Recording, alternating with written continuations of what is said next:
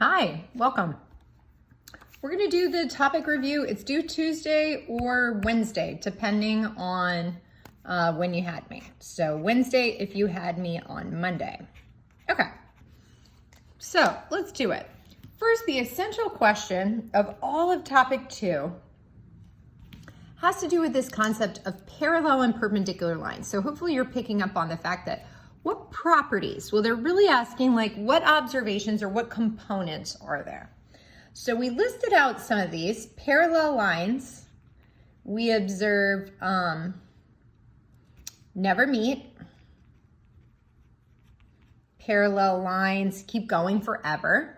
So we see here in this picture, L and M would never meet. Even if I extend the lines with the ruler, they would never meet. Parallel lines have the same slope.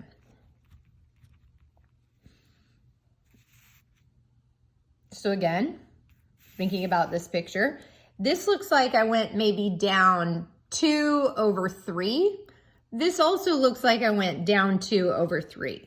So if I had to guess the slope of this line, I would guess down 2/3, and I would guess the exact same slope for this line, down 2/3, right? It looks like I went down 2 boxes over 3 boxes or something like that. Again, it's just an approximation, but I'm just imagining it in my head. If I went down 2 equal boxes over 3 boxes, this slope would be -2/3. And see how that looks like these 2 lines.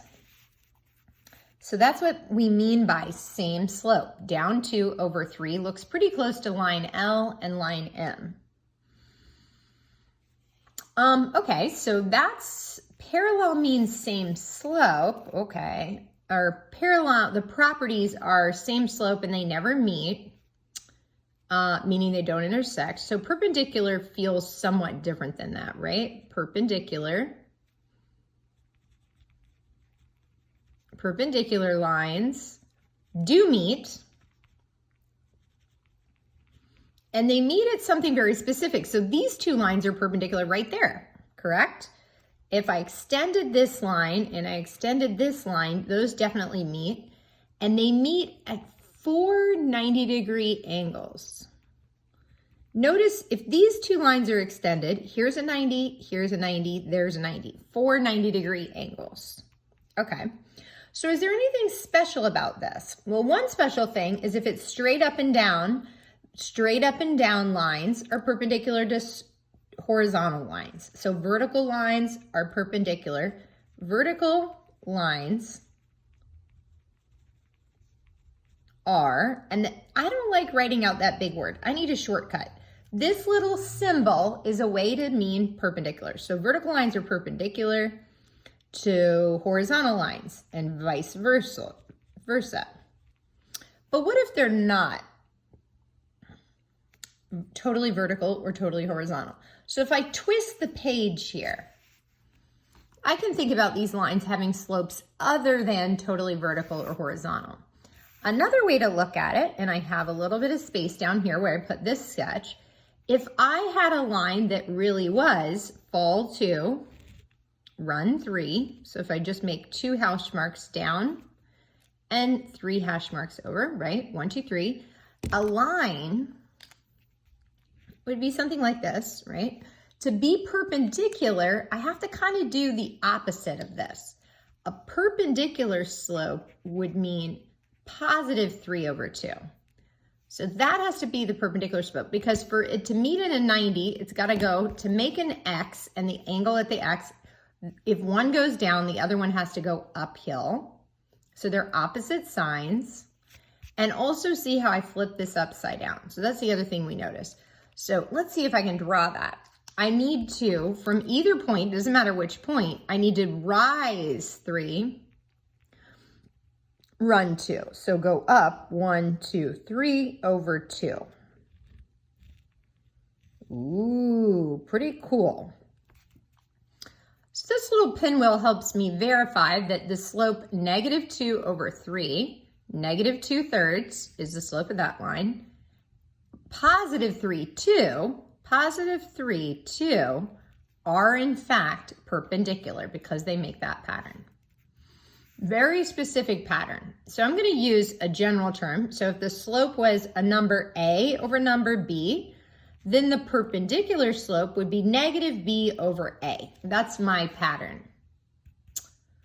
And I guess I could also say if the slope was negative, so if I was already going down like I was here, if the slope was negative, like I could say negative C over D, then my perpendicular slope would be positive D over C. See how either it's following this pattern if the slope I start with is positive, or it's following this pattern if the slope I start with is negative. Okay, cool. Now let's look at the vocab. So if we look here at outside and same side, yes. So our synonym to the word outside is exterior, and same side means same side. So I'm going to abbreviate this same side exterior angle. Same side exterior angle. Okay, and I used that one. Next one. A blank intersects coplanar lines at distinct points. So something is intersecting something else at a point. Interesting. I'm going to skip this and come back. Two angles inside the triangle that correspond to a non-adjacent exterior angle. So two angles that are inside. Okay, inside of a triangle. So it sounds like this would be this remote interior angle. Remote interior angle. Because there are two angles inside, and it has to do with the triangle, not parallel lines. Okay, what else do we got here? Blank lie on the same side as the transversal in corresponding positions. So that's going to have to be corresponding angles. Corresponding angles.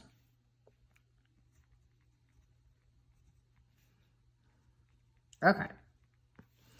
Because corresponding angles are on the same side and the same size. Those are corresponding.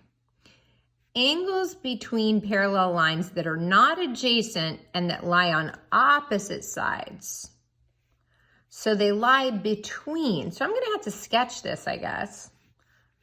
Okay, so there are angles that lie between these parallel lines.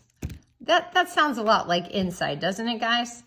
So the angles lie between these parallel lines, and they're not adjacent, meaning they don't share a side, that lie on opposite sides. So they don't share a side. So it'd have to be this angle, and I can't pick that angle because it's adjacent. I can't pick that because it says we're on opposite sides, so I have to pick that. So if I draw a picture of what they're describing, it sounds like I just drew a picture of alternate interior angles. Alternate interior angles. So I knew it had an interior in it. Have I run out of all the I haven't done same side interior. Oh, but I'm just about to. Angles that are between the parallel lines. So between these parallel lines that are on the same side interior angles. So inside and on the same side. So same side interior angles. Because they're between and they're on the same side. So that's same side interior. Okay. Oh, but I got to go back to the one I skipped. So looking at what I have, exterior angle of a triangle. That doesn't look like it fits. So that's none. Alternate exterior angles. This doesn't look like alternate exterior. That would be on opposite sides and outside the parallel lines. So it can't be that. Interesting. So it looks like this is describing a transversal. Pretty cool. So a transversal, oh, that makes sense, right? A transversal intersects two coplanar, means they're on the same piece of paper, intersects two lines at distinct points. And that's exactly what we have here. It intersects it here and here. Those are the distinct points. Okay, so that's my transversal. Now let's take a look at the first lesson in the chapter. Which angles are supplementary? That means they add up to 180. So notice how this doesn't land 90. So for them to be supplementary, you have to have one acute angle or skinny one and one large, obtuse. Okay, so which angles are supplementary to angle 3? Okay, so if I got out my protractor, that looks about, the measure of angle 3 looks about, I don't know, maybe 140 or so. So the angle I'm looking for, the supplement, has to be 40 because they add up to 180. So I'm looking for all the angles that look nice and small. Those would be supplements. So 1 is skinny, so I'll pick that one. Right? 4 is skinny, I'll pick that one. That one should be a supplement. 5 is skinny, yep, I'll pick that as a supplement. 8 is skinny, yep, I'll pick that as a supplement. Which angles are supplementary to 3? Yes, all. Awesome. Now that's if and only if they're parallel, but see these little carrots right here? That's a symbol that means they're parallel. So if they're parallel, all the skinnies, all the acute ones are congruent, and all the big ones are congruent, obtuse. Thanks for joining us. Check out the next video.